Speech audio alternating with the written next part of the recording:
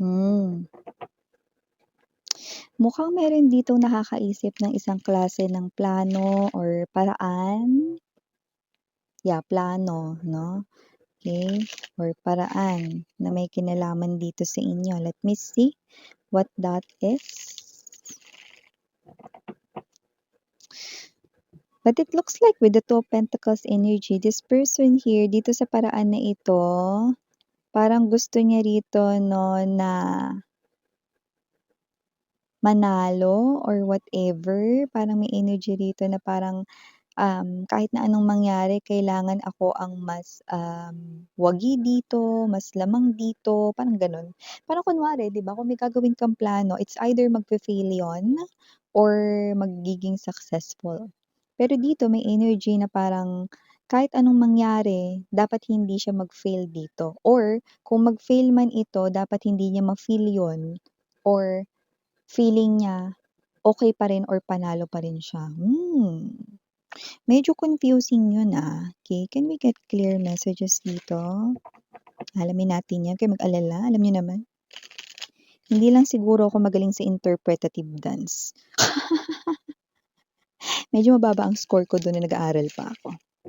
Pero dito 'no, kaya kong i-interpret ito mga bibs 'no, just stay with me, okay, at aalamin ko ito for you. Thank you so much, Archangel Michael, Guardian Angels of Collective. Can we get clear messages about this? Thank you so much for the answers.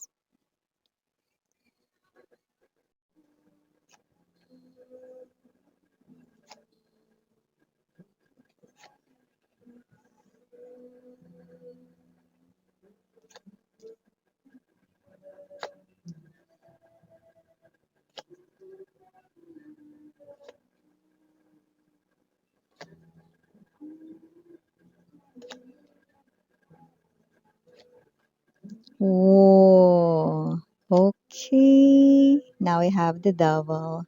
Bottom of the deck, we have the Two of Swords here, Judgment, and the Page of Cups, as expected from this energy na lumalabas dito sa reading ninyo. No? So, yeah, mga babes na listen very carefully.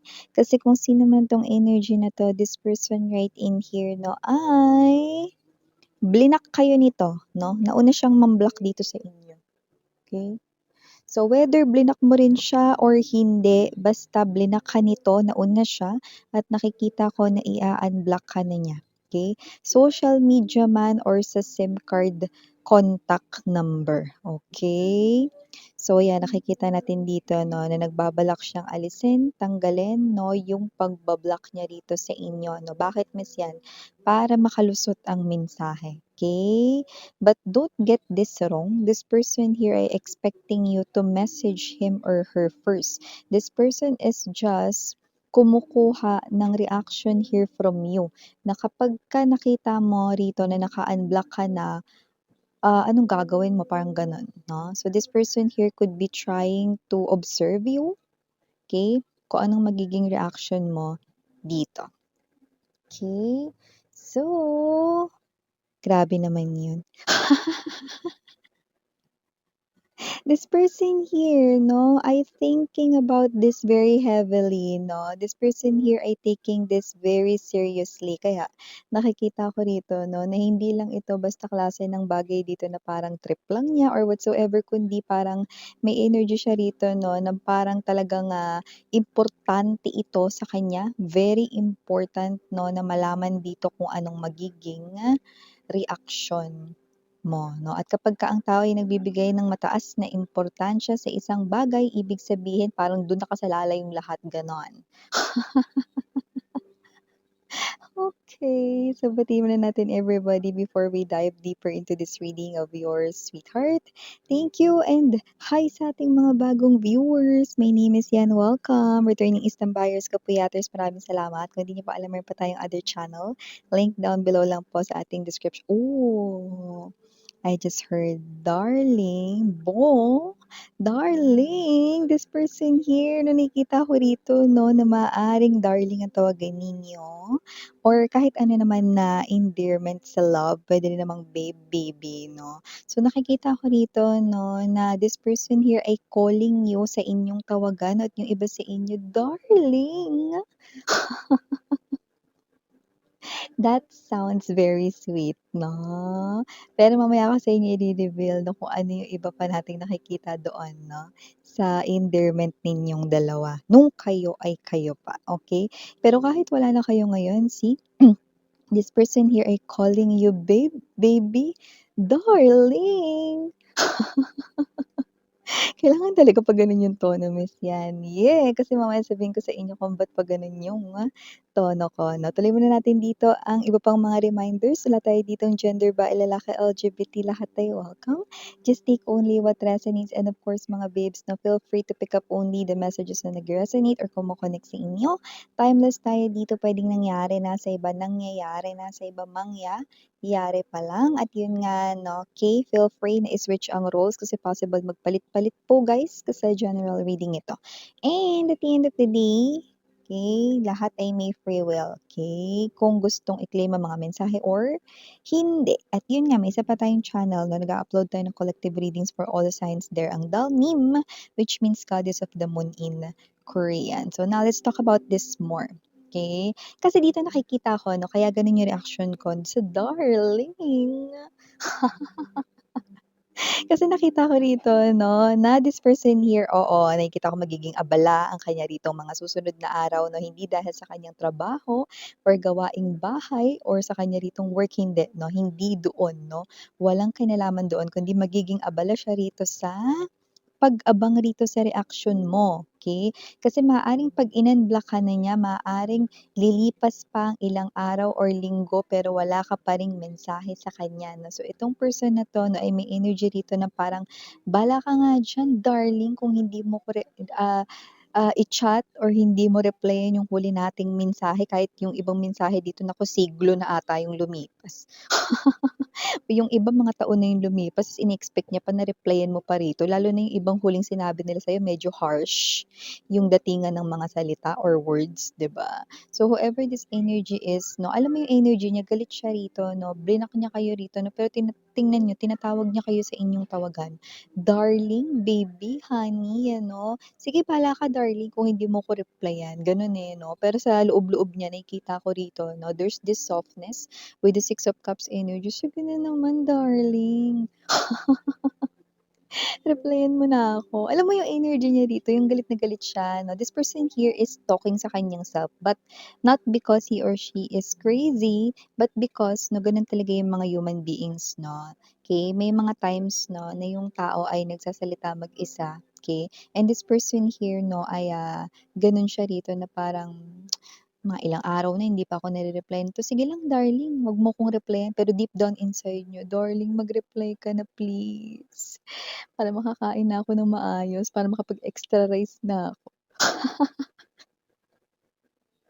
See, this person here deep down inside his or her bikini bottom, this person here ay praying, hoping, "Jepalyo, darling."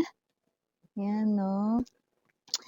Mag-message ka na daw sa kanya, 'yan 'no. Eh, ba't kasi hindi siya yung mauna, Miss 'yan, padya, 'di ba?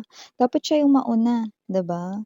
Hindi yung ganito, alam mo kasi this person here ay testing waters. Tinitingnan niya kasi rito na alam mo yung nakakita tayo rito ng 'di ba kapagka minsan hindi makapag-decide 'no, yung ginagawa ng karamihan 'no, is parang nagfi-flip ng coin 'no. "Pag lumabas ibon dito, ganito ang gagawin ko. 'Pag lumabas dito ulo, ganito gagawin ko." 'Di ba? So, parang this person here could be trying 'no, ikaw, if ikaw ba ay bumibisita pa sa kanya ritong profile 'no, kaya alam mo or, malalaman mo kung in-unblock ka niya or hindi, yun 'no, isa yun sa bagay na gusto niyang malaman 'no.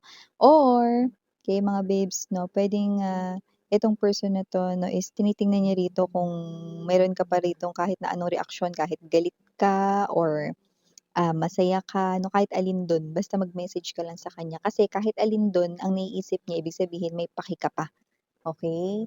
sabihin may pakialam ka pa.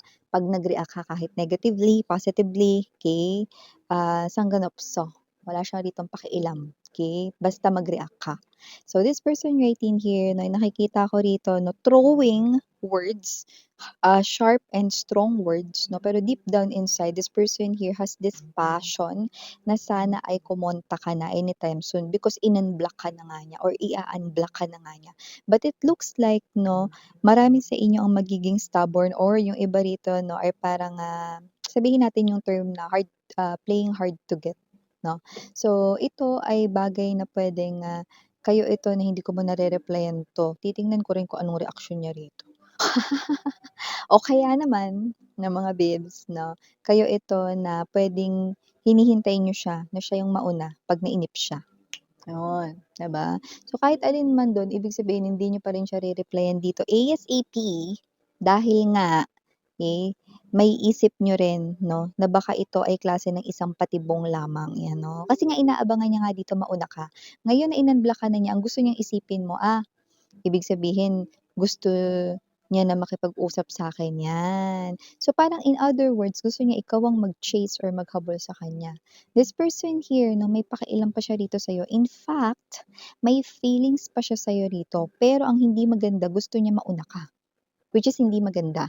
Kasi nakikita ko rito 'no, listen, okey, Jadoro, okey, listen, strength energy, Two of Cups right in here and the Devil. This person here ay someone 'no, na gusto niya rito na ang pabor ay nasa mga kamay niya. Kasi once na mauna ka, mga babes 'no, at magbigay ka rito ng mga kondisyones mo 'no, lalo na kung may feelings ka pa for him or her 'no, nakikita ko dito na gusto niya ritong kontrolin 'yan. Ang mangyayari, 'pag nagkabalikan kayo magiging dominante siya. Ibig sabihin, makokontrol niya yung relationship ninyo, siya ang magko-call ng shots, mali yun, okey?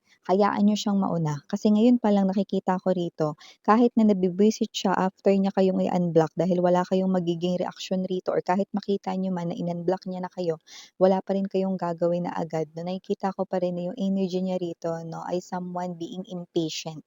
Kaya, okey, just wait a little bit. Okey, dahil nakikita ko rito, walang puwedeng direksyong puntahan ito kundi mauuna siya na mag-chat or kumontak sa'yo. Kasi nakikita ko dito isa itong patibong, once na mauna ka, paikutin niya rito yung sitwasyon, 'pag nagkaayos kayo magiging dominante siya, siya magbibigay ng kondisyones, baliktad, 'di ba? Mali yun. Siya yung may kasalanan sa inyo, 'di ba? So, whatever the case may be, this person here 'no, yun ang nakikita ko rito sa kanyang energy. Okay, in-unblock ka nga niya rito pero para maging ikaw ang kumbaga parang mas pabor ito sa'yo, hayaan mo siyang mauna, okey? Baliktarin mo rito yung sitwasyon kasi nakikita ko rito parang hinuhugot ka niya rito para i-chase or habulin siya. Pero kapagka siya ang nauna, puwede mong baliktarin ang sitwasyon. Siya ang magcha-chase at o sa mga kondisyon mo. Which is nakikita ko na fair and square yun sa'yo kasi nakita ko dito na ikaw ang naging dehado dati. Ngayon, okey, dapat hindi siya yung maging lamang na naman, okey? Kasi nakita ko dito kasalanan nitong mokong na 'to yung nangyari sa paghihiwalayan ninyo. Tapos ngayon gusto niya pa 'no, na hawakan ulit ang leeg mo. Mali yun, 'yan 'no. Ako bilang isang reader dito 'no, dun tayo sa tama mga babes 'no. Hindi sa kinokonsente ko kayo,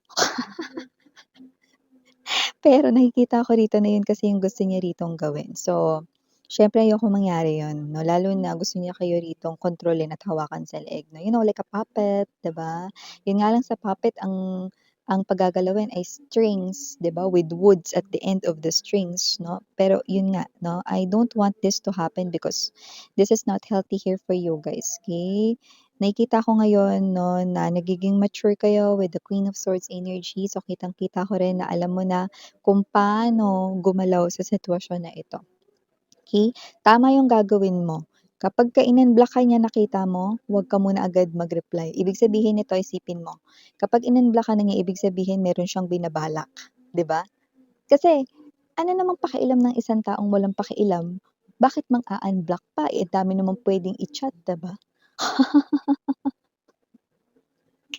Tama, 'di ba? Ibig sabihin may balak siya rito, "Ya'n niyo nga siya, mare, pare," 'no? Huwag kayong gumawa, don't lift a finger dito na kahit na anong action, huwag kang gagalaw, okey? Mauuna at mauuna pa rin 'yan. Entiendes? So, initials we have here, capital letter C, capital letter S, capital letter T, capital letter B as in boy, capital letter E, capital letter I don't know if that's babanggitin ko na sana yung I, pero parang nakita ko yung quit. So, baka ito ay 1 din. So, that could be a new beginning here. No, it could be a number here. But yeah, maybe that's capital letter I. Okay. Small letters, we have here O, D, G, and last but not the least, M. So, these are all the messages we've got right here for this Sunday. Dito sa nagsisente na kumakapit sa energy mo. So yeah, again, I'm Mariana, only for the girls and Yana Duna for the boys. Sarang hey, love and light, sweethearts. Darling! 안녕.